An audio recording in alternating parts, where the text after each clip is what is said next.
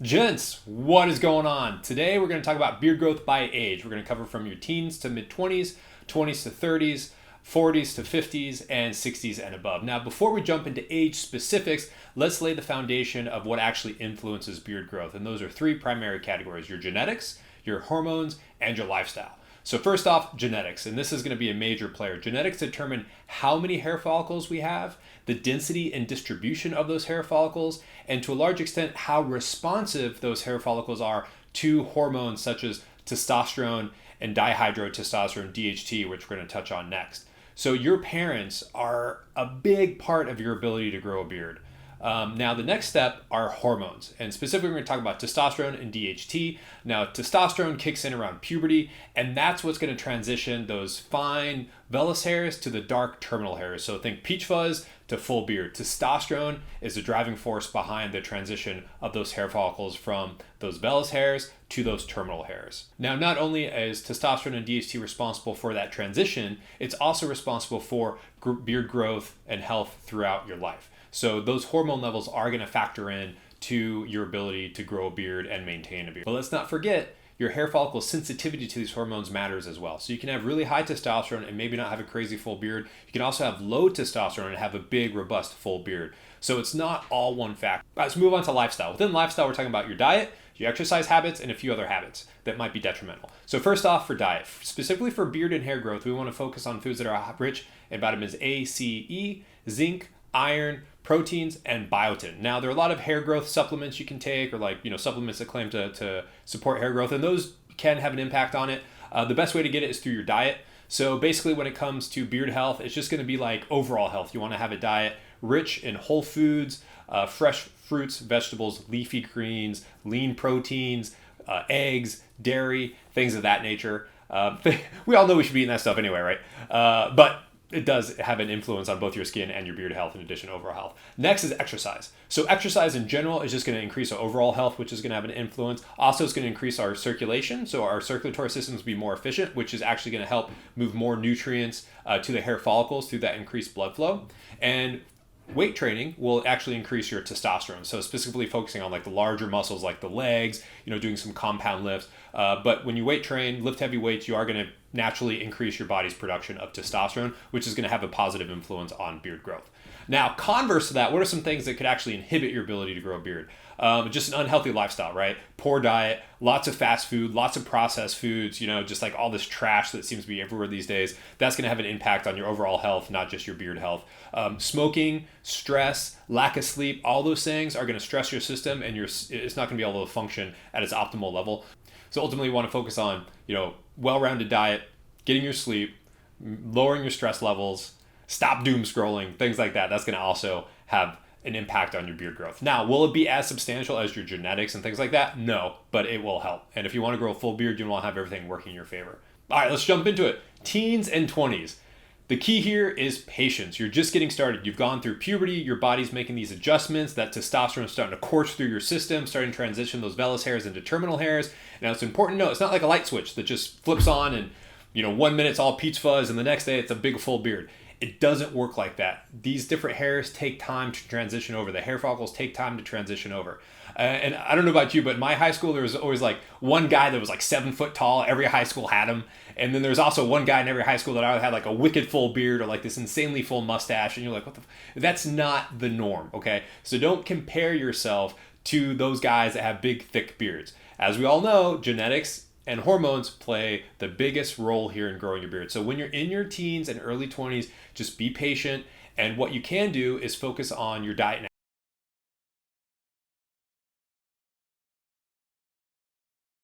allowing your body time to grow and develop. Now, will that replace genetics and hormones? Absolutely not. But it's nice to get that routine started early in life. It's easier to maintain it that way. From a beard care and skincare perspective, I remember my skin was so oily, right? Like I'm sure if you're in your teens and 20s, you're just dealing with oily skin. And I was really aggressive with it to the point that I was actually taking rubbing alcohol pads and like cleaning my face. Do not recommend doing that, because here's the problem. When we over cleanse our face, we strip out these essential oils that our body needs, and then it goes into overdrive because it feels that it's in a deficit. So it's going to overcompensate to produce more oil. So if you find yourself with like super oily skin, Men, we have oilier skin in general, but if it's like really oily, look at your cleanser. You want to make sure you're not using an overly harsh cleanser. And that's why we developed Cleanse to be both beneficial for face and beard, and it's pH balanced, so it's not going to overly strip your skin, and also it has some elements that focus on the microbiome, which there is a connection to acne and your skin's microbiome, and it helps with that. Even though we don't market it as like an acne wash, we have a lot of like younger guys that use it and say like, it stopped my acne. It's like, well, that's awesome. I guess you just needed a well-formulated wash. Anyway, so make sure you're using a gentle cleanser, and also you want to start using a moisturizer if you're not already. And that's just going to help with overall skin health. And as your beard continues to grow, it's going to help support that. We have Hydrate, which is the only daily facial moisturizer designed for both your skin and beard. And I'll put links to all those below if you're interested in checking them out. All right, let's move on to our mid-20s and 30s. This is the golden years for growing your beard. Most guys don't reach their full beard potential until about the age of 35. Generally speaking, all of your hairs have transitioned over. You're at your highest testosterone levels. Your beard's growing like crazy. So now this is the time to experiment with different styles and different shapes because, hey, it's going to grow back pretty quick. It's also time to really nail down your beard care routine. What does that look like? Well, you need to have a gentle cleanser, like I talked about earlier, Cleanse, a daily facial moisturizer that's designed for both your face and beard. Also, you want to have an exfoliant to help get rid of those dead skin cells. And if you're using like a beard balm or a beard oil, it helps you get rid of that beard residue. So in your 20s and 30s, you just want to focus on your overall health in general. And also, if you want to start experimenting with different beard shapes and styles, now's the time to do it. And also really get into your beard and skincare routine. Make that a habit because that's going to serve you long term. Now, moving into your 40s and 50s. Me, I just crossed the 40s threshold. I'm in my early 40s. And at this stage, you're going to start noticing some changes. And I personally have noticed it too. Like I said earlier, I shaved my beard off about 2 months ago to make another video. And this is about 2 months worth of growth. And if I was in my 30s, because my beard used to grow like crazy, it would be much longer than this, right? So as we get older, our natural testosterone levels start to go down a little bit, which is going to impact our beard growth. Additionally, in our 30s and our 40s and 50s, we might start seeing gray hairs appear, got a little wisdom in the beard. Now, there have been some actual medical advances about understanding how we can counter hair graying, and basically it's because the hair follicle stops producing the pigments that color our beard and it becomes gray. There's nothing on the market yet that's clinically proven to reverse graying, but I'm optimistic some things are be coming out soon based upon the literature. It's pretty cool. They found the little switch that can be turned back on to have that hair follicle produce the pigments again. But if you're concerned about the graying, now would be the time to start experimenting with some different beard and hair dyes. I don't have any recommendations for you because frankly I haven't looked into it. I haven't dyed my beard. If that's something you're interested in, let me know. I might dye it, in the name of science for videos, but drop a comment if you'd like me to talk more about different types of beard dyes and what you should look out for. So in our 40s and 50s, we still want to focus on that beard grooming routine because things are only going to get, I don't want to say more difficult, but they're going to continue to evolve. And if you're in your 40s and 50s, you might also notice that your beard has become coarser or drier. And that's because as we age, our body's natural oil production starts going down. So while you might, we all have super oily skin in our teens and 20s, 30s, still relatively oily, but things are great. Now we're getting into our 40s and 50s and 60s, and our natural oil production starts going down, which is going to lead to drier skin and drier facial hair. So if you're in your 40s and 50s and you're noticing that, and you're already using, a proper wash, you're not overstripping, you're using a moisturizer that works for both face and facial hair, now would be the time to add a beard oil if you're not already using it. And that's just going to add some extra oomph. It's going to add some extra softness. It's going to help with that coarseness and that dryness, and also can help with the skin underneath.